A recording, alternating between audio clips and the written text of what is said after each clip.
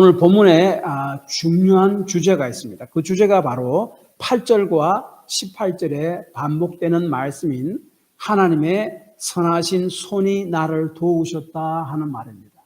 그래서 이 하나님의 선하신 손이 하나님의 백성과 함께 했다 하는 그 말에, 그것이 주제가 이 느헤미야 2장에 전체적으로 흐르고 있는 굉장히 중요한 강력한 주제입니다. 그리고 동시에 또한 오늘 본문에서 2장에서 강조되는 것이 느헤미야의 기도입니다. 하나님의 함께하심, 그리고 느헤미야의 기도, 하나님의 도우심, 그리고 느헤미야의 기도. 이렇게 하면 우리가 생각드는 게 있죠. 기도하면서 모든 일이 하나님께 맡긴다면은 하나님의 선하신 손이 그 기도하는 사람과 함께해서 하나님께서 일하실 것이다 하는 거죠. 그렇다면은 기도를 통해서 내가 하나님께 모든 것을 맡긴다면은 나는 무엇을 해야 하는가 하는 말입니다. 나는 아무 일도 하지 않아야 한다는 말입니까? 기도로 하나님께 나의 일이 맡기는 것은 믿음의 행동입니다. 그렇다면 기도를 하고 그 위에 내가 지혜를 짜내고 내가 일을 한다면 그것은 믿음에 반하는 행동인가 하는 생각이죠. 그리고 기도를 통해서 내가 하나님께 모든 것을 다 맡긴다면 나는 아무것도 하지 않아도 되는가? 나는 무엇을 해야 되는가? 이에 대해 답을 주고 통찰을 주고 가이드를 주는 말씀이 오늘 말씀입니다. 오늘 말씀은 제가 1절에서 10절까지의 초점을 맞춰서 말씀 드리려고 합니다. 먼저 느헤미야는 기도의 사람이었음을 오늘 1장과 2장 말씀을 보면 우리가 알 수 있습니다. 느헤미야는 본국 유다 성전이 느헤미야 그 당시 한 71년 전에, 제가 지난주에 설교할 때 보니까 한 56년 전이라고 했는데 그것이 아니고 지금 다시 계산을 해보니까 71년 전입니다. 71년 전에 지어졌지만 아직 성전벽은 그대로 무너진 채로 있었고 성전문은 불탄 채로 있었습니다. 성전벽이 무너졌고 성전문이 불탄 것은 느헤미야 그 당시 한 141년 이전입니다. 그때 일어난 것인데 당시 500 기원전 586년에 바벨론에 의해서 그 느부갓네살 왕에 의해서 예루살렘 성이 함락되고 성전이 함락됩니다. 그때 성전도 완전히 무너졌고 성벽도 무너졌고 그 다음에 성문도 완전히 불타버렸습니다. 그런데 나중에 유대인들이 1차 귀환을 합니다. 본국으로, 예루살렘으로. 그때 스룹바벨의 인도로 성전을 다시 짓게 됩니다. 그러나 사람들의 반대로 인해서 성전 벽과 그 다음에 불탄 성전문은 재건하지 못한 채로 그대로 놓아두게 된 것이죠. 그래서 그것 때문에 생각해 보십시오. 예루살렘 성전벽은 예루살렘 성벽과 맞물려 있습니다. 그러니까 예루살렘 성벽이 이렇게 있으면 성전벽은 그 북동쪽 한 면을 차지하고 있어요. 서로 연결되어 있습니다. 성 안에 사람들이 살잖아요. 그 성벽이 하나 무너지면 침략자들이 언제든지 침략할 수 있고, 그래서 자기의 물건들을 약탈하고 강탈해 갈 수 있고, 그래서 굉장히 좀 위험한 그런 상태에 계속적으로 놓여 있었습니다. 그 이야기를 들은 느헤미야는 울면서 하나님 앞에 금식하고 기도하죠. 그래서 1장 11절 하반절을 보면은 느헤미야는 하나님께 이렇게 기도했죠. 종이 형통하여 이 사람들 앞에서 은혜를 입게 하옵소서. 사람들이 참 다시 그 성벽까지 그리고 성문까지 다시 건축하는 그날을 기다리고 있는데 내가 그 일을 하게 해주십시오. 저에게 그런 그 일을 맡겨 주시옵소서. 그렇게 기도한 거예요. 그래서 이 금식과 기도를 통해서 그 일은 하나님께서 느헤미야 자신에게 주신 사명이라는 것은 느헤미야는 깨닫게 됩니다. 그리고 오늘 본문으로 넘어가면 1절에 보니까 니산월에 왕이 연회를 열었고 아닥사스다 왕입니다. 느헤미야는 왕의 술 시중을 들고 있었습니다. 느헤미야 1장 1절은 기슬월에 느헤미야가 본국 소식을 들었다라고 이야기하는데 기슬월은 11월 중순에서 12월 중순입니다. 그건 오늘 2장 1절에는 니살월에 왕의 연회에 참석해서 왕의 술 시중을 들었다라고 하는데 니산월은 3월에서 4월입니다. 그러니까 1장에서 2장으로 넘어가는데 그 사이에 중간 기간이 바로 4개월입니다. 4개월 동안 아마 왕은 다른 곳에 가 있었고 그리고 다시 왕국으로 돌아와서 연회를 열었고 그 다음에 느헤미야는 왕의 연회에 술 시중을 듣고 있었습니다. 이 4개월 동안 느헤미야가 무엇을 했을까요? 성경 보면 사실 너무나 명백한 게 기도했던 거죠. 본국의 소식을 생각하며 금식하며 기도했습니다. 하나님 백성이 이렇게 연약하게 무너져서야 되겠습니까? 하나님 백성을 다시 살려주시고 세워주십시오. 계속 기도했음을 알 수 있습니다. 그래서 왕이 자신의 수종을 두는 느헤미야를 쓱 보니까 안색이 좋지 않은 것을 직감했습니다. 그래서 몸도 아픈 것도 아닐 텐데 무슨 일이냐, 무슨 걱정이 있느냐라고 물어봅니다. 느헤미야가 본국의 일을 생각하면서 하나님의 일을 생각하면서 금식하며 기도하며 걱정한 것이 그가 술 시중을 두는 자기 일을 하면서까지 나타낸 거죠. 자기도 모르게 그것이 이렇게 비춰진 것입니다. 그래서 느헤미야가 너는 몸이 아픈 것은 분명히 아닌데 무슨 걱정이 있는 것이 틀림없다. 내가 무엇을 원하느냐, 무슨 걱정이냐 이렇게 물어봤습니다. 그리고 느헤미야는 잠시 동안 기도한 후 바로 자신이 원하는 바를 왕에게 말합니다. 사실 말하면 느헤미야는 기도의 사람이었습니다. 기도를 했고 기도를 통해서 자신이 그 일을 해야 된다는 그 사실을 알았고 기도를 통해서 언제 해야 되는지 어떻게 해야 되는지 하나님께 계속 물어봤고 때가 왔을 때 느헤미야는 그것을 왕에게 이야기를 합니다. 그래서 이 기도를 계속 하다 보면요, 이 생각들이 정리가 됩니다. 생각들이 정리가 되고 느헤미야와 같이 생각들이 정리가 되면은 점점 하나님이 무엇을 원하시는가를 이게 일들이 이렇게 좁혀지죠. 그래서 점점 좀 더 선명하게 나타나게 됩니다. 그래서 이 기도는 바로 그런 역할을 합니다. 하나님이 내가 행하려는 이것이 바로 하나님의 뜻이면은 우리 속에 소원이 계속 일어납니다. 소원이 일어나니까 그것을 가지고 계속 기도하게 만듭니다. 기도하는 가운데 우리의 생각들이 정리하게 됩니다. 정리가 점점 됩니다.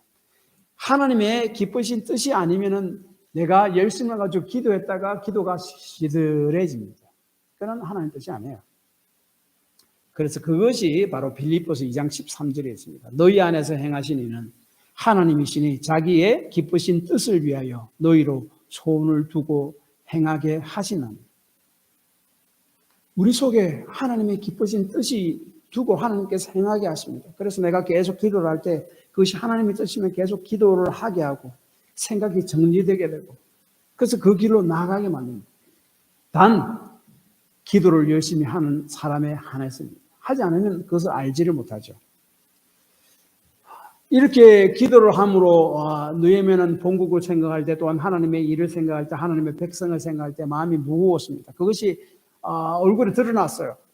그래서 왕이 느헤미야에게 무엇을 원하느냐라고 물었을 때에 2절에 보니까 느헤미야는 크게 두려워했다고 이야기합니다. 그리고 무엇 때문에 그런지를 왕에게 이야기하는데 예루살렘 성벽을 재건하겠습니다 이렇게 바로 이야기하지 않습니다. 누구나 다 공감할 수 있는 자기 조상들의 묘가 다른 침략자들에 의해서 얼마든지 회파될 수 있는 그런 상태에 놓여 있다. 왜냐하면은 그 성읍의 성벽이 없기 때문에 그렇습니다. 라고 이야기합니다. 여기서 특이한 것은 느헤미야는 예루살렘인데 예루살렘이란 말을 도시를 언급하지 않습니다. 예루살렘은 유다의 수도잖아요. 수도를 세운다는 것은 엄청난 일입니다. 그 나라를 다시 살리겠다는 말이잖아요. 근데 예루살렘이라는 말을 하면은, 왕이, 지금 유다도 페르시아의 바사의 지배를 받고 있는데, 예루살렘 성을 세우겠다, 안에 있는 성전 벽을 세우겠다는 것은 혹시 반역으로 비칠지 모르니까 그 말을 산 겁니다. 대신 유다에 있는 성벽을 재건하겠다라고 이야기합니다. 근데 사실 이렇게 이야기하는 것도 굉장히 위험한 일이었습니다. 그리고 말도 조리 있게 해야 합니다. 그래서 아주 크게 두려워하면서 몇 주 동안 하나님께 간절히 기도했다라는 말이에요. 이 몇 주 동안 왕에게 이야기하기 전에 몇 주 동안 간절히 기도했다고 사절이 이야기하는데, 그것은 몇 초지만은 모든 엄청난 시간을 함축된 농축한 그런 강력한 기도가 아니겠습니까? 그리고 2절에 내가 크게 두려워하여, 그래서 그 잠깐 동안의 시간 동안에 내가 정말로 간절히 하나님께 그 기도를 하고 이제 왕에게 이야기합니다. 왜 두려워하고, 그리고 그 잠깐만의 시간이지만은 강력하게 간절히 하나님께 기도했을까? 첫째는 이것입니다. 술관원은 왕의 마음을 기쁘게 해드려야 되잖아요. 근데 왕을 기쁘게 해드릴 자인데 얼굴에 수심이 가득해 있으니까 신하로서의 도리가 아닌 거죠. 왕이 네가 왜 이래? 우리 연애를 다 망쳐? 이러면 큰일 나는 겁니다. 그것 때문에 아마 두려워하실 수도 있고, 그 다음에 한 가지 더. 자신이 예루살렘 성벽을 다시 재건한다라고 이야기해야 되는데, 그것이 바로 하나님 뜻임을 기도를 통해서 알았습니다. 자기가 해야 된다는 것을 알고 자기가 하기를 원했습니다. 근데 그렇게 하려면 왕의 허락을 받아야 되는데, 그것을 이야기하면은 아주 큰일 나겠다고 생각합니다. 왜냐하면 이전에 아닥사스다 왕이 같은 왕입니다. 에스라 때 같은 왕입니다. 다른 사람들의 모함에 의해서 성벽을 그리고 성문을 재건하지 못하도록 조서를 내린 적이 있습니다. 그것이 바로 에스더 4장에 나타나 있습니다. 에스더 4장에 나타난 4장 6절에서 33절까지 말씀이 그 말씀이에요. 근데 왕이 그 에스더 때는 한 13년 전입니다. 13년 전에 성전은 건축됐는데 성벽은 불탔고, 성벽은 무너졌고, 성문은 불탔고, 에스더가 건축을 하려고 하는데 본문에는 그런 말이 없습니다. 그러나 예상하건대, 추측하건대 분명히 그럴 겁니다. 그런데 여러 사람들이 방해를 합니다. 그래서 왕에게 안 좋은 말을, 만약에 건축하면은 이렇게 이 사람들을 독립하려고 하고, 그리고 만약에 성벽을 건축하고 이러려면은 완전한 예루살렘 성이 완공돼 가지고 자기들끼리 독립하려고 하고, 그리고 세금도 안 바치고 떨어져 나갈 것이다, 왕국에서. 이런 막 투서를 합니다. 그래서 아닥사스다 왕이 그것을 중지시켰거든요. 거의 13년 전에. 근데 지금 제가 유다로 돌아가서 그 성벽을 재건하고 성문을 다시 짓겠습니다라고 하면 어떻게 되겠습니까? 아닥사스다 왕이 만약 내가 그 분명히 하지 말라고 조서를 내는데 너 내 말에 반기를 들어? 반항을 해? 그렇게 하면 어떻게 되겠습니까? 자신의 직위뿐만 아니라 자기의 생명까지 위협에 처할 수 있는 그러한 아주 위험한 일이었습니다. 그래서 자신이 원하는 성벽 건축에 대해서 왕에게 아뢰기 전에 크게 두려워했고, 그 다음에 그 바로 직전에 묵도를 했습니다. 긴박한 상황에 말 한마디에 자신의 생명까지 왔다 갔다 할 수 있는 그 상황에서 왕에게 말하기 전에 잠시 동안 기도했습니다. 그 기간이 얼마나 많은 시간을 농축한 그 기도의 시간이겠습니까? 시간적으로는 짧았지만 많은 시간을 농축한 아주 간절한 기도였음을 우리는 추측할 수가 있습니다. 제가 오래전에 미국에서 우리 한 아주머니를 예배 후에 상담한 적이 있습니다. 그분은 이제 예배 시간 마치고 자신이 예수를 믿겠다라고 한 분이에요. 그래서 그분에게 결심 상담을 하는데 그분이 저한테 이야기를 해요. 자신을 예수를 믿고 싶은데 하나님께서 자기 아들을 우리를 위해, 자기를 위해 주셨다는 것을 자기는 도저히 그 사실을 믿지 못하겠다는 거예요. 자기에게 아이들이 3명이 있는데 한 명 한 명 너무나 사랑한다는 거예요. 근데 누가 와서 자기에게 네 아들 한 명을 희생하고 내 아들을 살려내라. 그렇게 하는 부모가 어디 있겠냐는 거죠. 자신은 그것은 상상을 할 수도 없단다는 말이에요. 그래서 자기 아들을 나를 위해서 주신 하나님 도무지 믿지 못하겠다고요. 어이구, 이 큰일 났네. 자신이 이제 예수를 믿어보겠다 하는데 그게 걸림돌을 해서 믿지를 못하겠다는 거예요. 뭐 하겠습니까? 그 잠시 동안, 그 수초 동안 기도해서 하나님 진짜 큰일 났습니다. 할 말이 있는데 뭐라고 대답해야 되겠습니까? 근데 그 몇 주 동안 잠시 기도한 그 사이에 제 생각에 뭐가 번쩍 떠올랐습니다. 그때 그 분에게 이렇게 이야기했습니다. 예, 사모님 아이를 너무나 사랑하기 때문에 다른 사람을 위해서 자매님의 아들을 희생할 수 없죠. 저도 이해합니다. 저도 그렇게 못합니다. 자매님도 못하고 저는 못합니다. 그런데 하나님이 하셨습니다. 그것을 성경은 하나님의 사랑이라고 합니다. 그러니까 눈물을 쭉 흘리더라고요. 그래서 같이 기도하시겠습니까? 기도합니다. 같이 기도하십니다.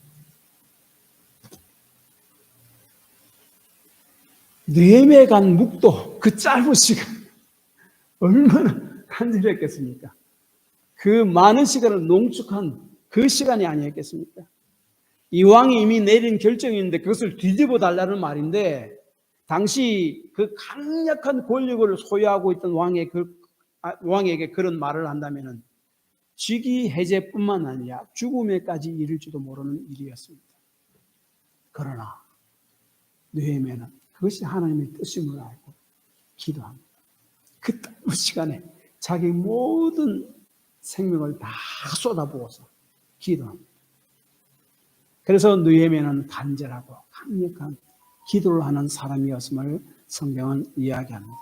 이렇게 강력하고 간절한 기도를 통해서 하나님께서는 지혜와 용기를 주셔서 느헤미야로 하여금 그리고 우리로 하여금 행동하게 만드십니다. 그래서 그러한 위험한 상황에도 기도를 하고 나서 그 하나님의 뜻임을 알고 그리고 하나님께서 자신에게 그런 사명을 주셨음을 알고 아닥사스다 왕에게 이야기를 합니다. 자, 여기서 이야기하는 것은 아닥사스다 왕에게 이야기하기 전에 잠시 묵도했잖아요. 간절한 기도잖아요. 근데 기도하자마자 막 여리고성이 갑자기 무너진 것처럼 상황이 싹 갑자기 바뀐 것은 아닙니다. 대신 그 기도를 통해서 하나님께서 느헤미야에게 지혜를 주셨습니다. 그리고 하나님께서는 느헤미야가 하나님께서 주신 그 지혜를 가지고 그 문제를 스스로 풀어나가게 만들었습니다. 행동하게 만들었습니다. 가만히 있게 만들지 않았다는 말이에요. 이게 굉장히 중요한 말입니다. 그래서 5절에 보면은 느헤미야가 하나님이 주신 그 기도를 통해서 받은 그 지혜를 가지고 3가지를 요구합니다. 왕에게.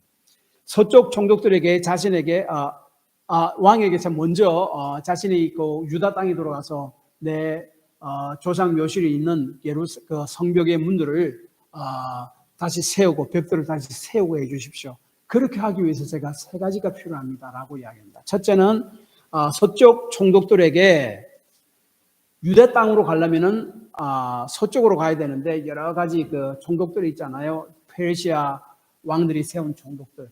그 총독들에게 자신이 유다까지 가는데 아무런 문제가 없도록 통과할 수 있도록 그런 조서를 좀 그렇게 좀 조처해달라고 이야기합니다. 그래서 아닥사스다 왕은 통행 조서를 갖다가 내려줍니다. 그 다음에 한 가지는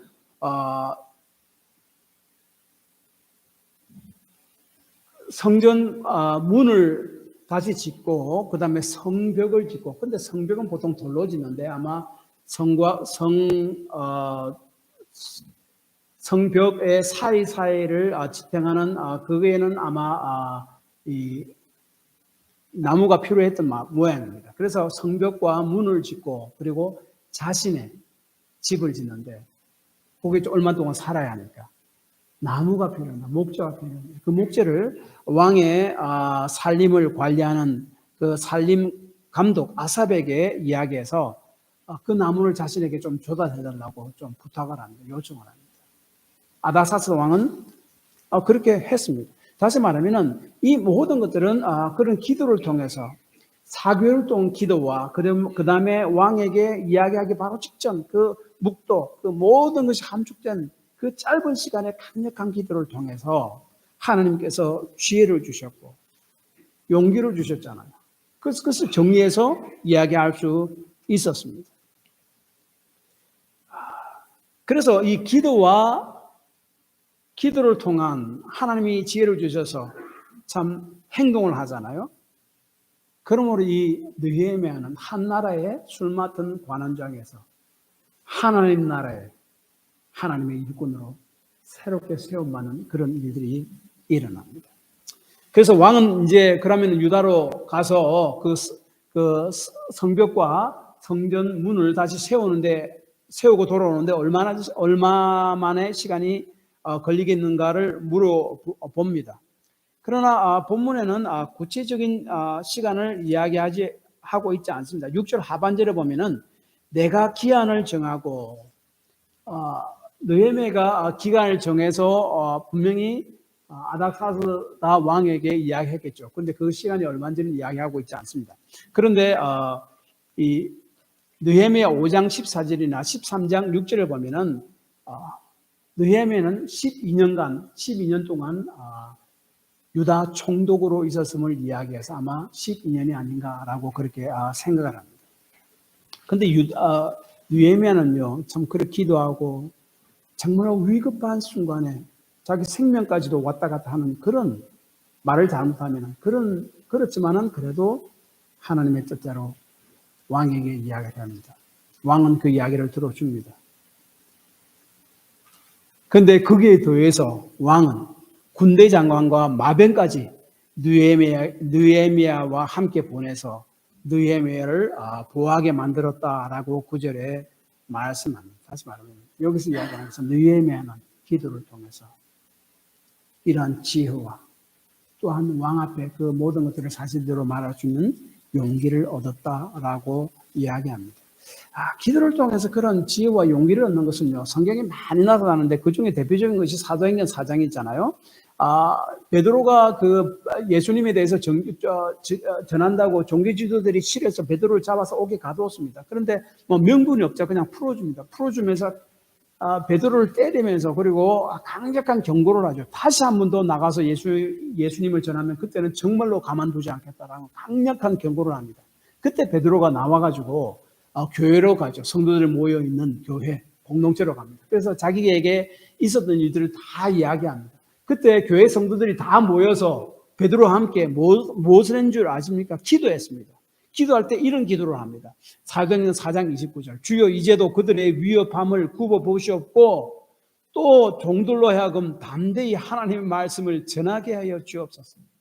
기도를 통해서 자신에게 그런 용기를 주십시오. 기도해 거예요. 하나님 뜻을 내가 그만하게 하십시오가 아니고 용기를 주십시오라고 기도한 거예요. 다시 말해 기도는 우리에게 하나님 일을 행할 수 있는 지혜를 주시고 용기를 주신다는 것을 우리가 기억해야 됩니다. 결국 강력한 권력을 가진 페르시아 왕도 예루살렘 성벽과 성문을 건축하는 하나님의 뜻에 복종하게 되었습니다. 진실되고 강력한 기도를 통해 하나님께서는 느헤미야가 성벽과 성문을 재건하는 일이 자신이 해야 할 이미 이름을 알게 하셨고 그리고 그 일을 자신이 직접 하도록 지혜를 주셨습니다. 다시 말해 강력하고 진정한 기도는 하나님 뜻을 알게 만들지만 동시에 하나님께서 지혜를 주셔서 그 일을 행하게 하는 용기도 주신다는 겁니다. 기도만 하고 믿음으로 행하지 않는다는 말은 사실은 진실되고 강력한 기도를 하지 않았다는 말이 됩니다. 정말로 진실되고 간절히 기도했다는 말은 하나님께서 지혜를 주신다는 말이고, 그 일을 하나님 뜻이면 행할 수 있는 용기도 주신다는 말이죠. 우리가 그냥 지나가는 말로 사람들에게 좋은 말로 기도하겠습니다 라고 이야기하잖아요. 기도는 인사치레가 아니죠. 진정으로 기도하고 깊이 기도한다면 그 기도를 통해서 하나님의 뜻을 알고 그 기도만 끝나는 것이 아니라 기도 응답받은 내용대로 실천할 수 있는 지혜도 주시고 용기도 주신다는 사실을 우리가 기억해야 됩니다. 그 느헤미야가 바로 그러한 삶을 살았습니다. 기도는 또한 우리에게 여러 가지 반대와 도전과 어려움들을 이겨낼 수 있는 지혜와 용기도 또한 줍니다. 느헤미야가 예루살렘으로 돌아왔을 때에 반대하는 사람들이 있었다라고 10절에 말씀합니다. 호른 사람 산발락과 도비야, 그리고 19절에 보니까 게셈이라는 사람이 있었다라고 이야기합니다. 이 10절에 호른 사람 산발락, 이 산발락은 당시 이스라엘 유다 북쪽 그 무엇보다도 페르시아의 지배를 받고 있는 그런 나라였습니다. 이 북쪽 사마리아 지방을 다스리던 총독이었습니다. 그 다음에 종이었던 암몬 사람 도비아라는 것은, 이 종이라는 것은 실제 노예라는 말이 아니라 아닥사스다 왕의 종이다, 임명받은 총독, 그런 말이죠. 이 도비아는 암몬 유대인의 이름이었지만은 암몬 지역을 다스리던, 암몬은 유대 남쪽 지방이에요. 그러니까 사마리아는 유대 북쪽 지방, 암몬은 유대 남쪽 지방, 그 다스리던 총독이었습니다. 그 다음에 게셈은 모압과 에돔 지역, 그리고 이집트 지역에 이르는 광활한 영토를 다스리던 총독이었습니다. 그러니까 아닥사스 왕의 명에 의해서, 그건 동쪽이에요. 그러니까 여기서 이야기하는 건 뭔가 하면 느헤미야가 하나님의 뜻을 따라 또 성전 벽을 건축하고 그 다음에 성전문을 건축하러 왔을 때에 모든 것이 다 잘 풀리는 것 같지만은 거기에 반대자들이 있었습니다. 반대자들이 북쪽에서, 남쪽에서, 그리고 서쪽에서, 자기는 동쪽에서 왔으니까 이렇게 아주 쪼여들고 있었고 위협하고 있었다라고 이야기합니다. 그럼에도 불구하고 느헤미야는 이들의 반대에 흔들리지 않았다 하는 것을 말하고 있습니다. 왜 그렇습니까? 기도를 통해서. 그는 기도의 사람이기 때문에 그렇습니다. 그리고 마지막으로 기도는 하나님의 손길을 깨닫도록 만듭니다. 8절과 18절, 하나님의 선한 손이 나를 도우심으로 느헤미야는 기도했습니다. 그리고 하나님이 주신 지혜와 용기로 행동했습니다. 그 결과 아수에로 왕에게 허락을 받아냅니다. 그러나 이 모든 일은 느헤미야가 했지만은 자신의 지혜와 용기는 행동 때문이 아닌, 자신의 기도와 지혜와 용기는 행동 때문이 아닌 하나님의 손이 그 위에 함께 하셔서 그렇게 되었음을 알았고 그것을 고백했습니다. 우리가 참 진심으로 열심히 기도할 때 우리 영적 눈이 열립니다. 하나님 뜻을 알게 되고 하나님께서는 지혜와 용기를 주셔서 그대로 행하게 만드십니다. 그러나 그 일이 이루어졌을 때 나의 기도와 노력이 아닌 하나님의 선한 손이 나와 함께 하셔서 그 일이 이루어졌다 하는 것을 내가 깨닫게 됩니다. 다르게 이야기하면 내가 그런 진실하고 강력한 기도 없이 무엇을 일을 행한다면 그 위에 하나님의 손이 나와 함께 하더라도 하나님의 손을 인식하지 못한다는 말이에요. 그래서 그것을 통해서 아무런 영적 유익을 얻지 못합니다. 그래서 결론적으로는 이것입니다. 기도만 하면 나는 무엇을 해야 하는가? 하나님께 기도로 맡긴다는 의미는 내가 아무것도 하지 않는다는 말이 아닙니다. 하나님께서는 우리를 사용하세요. 우리가 강력하고 진실된 기도를 하나님 앞에 한다면은 우리로 하여금 하나님의 뜻을 점점 깨닫도록 만듭니다. 그리고 그것을 행하도록 지혜와 용기를 주십니다. 그리고 기도를 통해서 내가 그 일을 행했을 때 이것이 나의 기도와 용기와 지혜 때문이 아닌 하나님의 능력으로 내 위에 함께 하셔서 그 일을 내가 해냈구나 하는 고백을 그냥 내가 인사치레가 아닌 진심으로 하게 됩니다. 그것을 깨닫게 되는 거예요. 다시 말하면 그 결과로 하나님의 임재 가운데 하나님께 영광 돌리는 삶을 살게 만듭니다. 그것이 바로 느헤미야가 기도를 통해서 경험했던 것이고 우리가 기도를 통해서 경험할 수 있는 일들입니다. 기도만 하면 아무것도 안 하는 게 아닙니다. 진실되고 진정한 기도를 했다면 하나님께서 뜻을 점점 알게 점점 좁혀주시고 그리고 내가 그것을 행하도록 지혜와 용기를 주십니다. 내가 믿음으로 행할 때 우리 속에 하나님이 함께 하심 하나님의 손길을 강력하게 느끼게 되죠. 그래서 이것은 나의 기도와 지혜와 그리고 용기로 행한 것이 아니라 하나님의 함께 하심을 통해서 한 것임을 내가 이해하게 되고 깨닫게 되고 하나님께 영광을 돌리고 찬송하게 됩니다. 그것이 얼마나 복된 삶입니까?